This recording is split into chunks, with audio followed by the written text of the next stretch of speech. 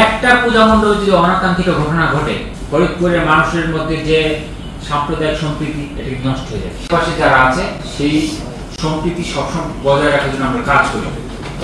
কিন্তু মাঝে মাঝে দেখা যায় যে কোনো দুষ্কৃতিকারী, অশুভ শক্তি, সেটা হচ্ছে যে আপনারা দেখেন আমাদের 740টা পূজা মণ্ডপ, সেই 740টা পূজা মণ্ডপের মধ্যে যদি 739টা পূজা মণ্ডপে সুন্দরভাবে পূজা উদযাপিত হয়েছে, একটা পূজা মণ্ডপে যদি অনাকাঙ্ক্ষিত ঘটনা ঘটে, তাহলে এই একটা পূজা মণ্ডপের জন্য কিন্তু আমাদের সারা ফরিদপুরের যে ইমেজ, ফরিদপুরের মানুষের মধ্যে যে সৌহার্দ্যপূর্ণ অবস্থান, ফরিদপুরের মানুষের মধ্যে যে সাম্প্রদায়িক সম্প্রীতি এটি নষ্ট হয়ে যায়।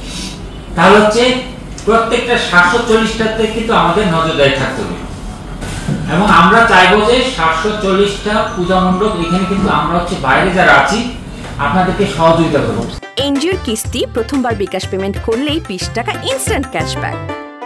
সম্মানিত উপস্থিতি, আসসালামু আলাইকুম। সবাইকে শারদীয় বন্ধু খ্রিস্টান ও ঐক্য ফ্রন্টের সম্মানিত ভয় থেকে একটি রেজুলেশন আমাদের কাছে এসেছে। সেখানে পূজা যে নির্দেশনা এবং স্বরাষ্ট্র মন্ত্রণালয়ের নির্দেশনা, এর আলোকে র্যাবের টহলের ব্যবস্থা থাকতে হবে এবং পূজার সময় ফায়ার সার্ভিস ও সিভিল ডিফেন্স পোশাক পরিধান করে দায়িত্ব পালন করবে বাইটা একজন এবং প্রতিটি পূজা মণ্ডপে প্রবেশ ও বহিরাগমনের জন্য পৃথক সামনে বা সুবিধাজনক জায়গায় আইন শৃঙ্খলা রক্ষাকারী এবং প্রতিটি পূজা মণ্ডপে প্রবেশ ও বহিরাগমনের জন্য পৃথক নির্দেশনা রয়েছে।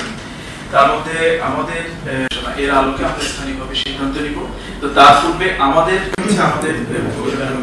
জেলার সর্বমোট পূজা মণ্ডপে এখনো পর্যন্ত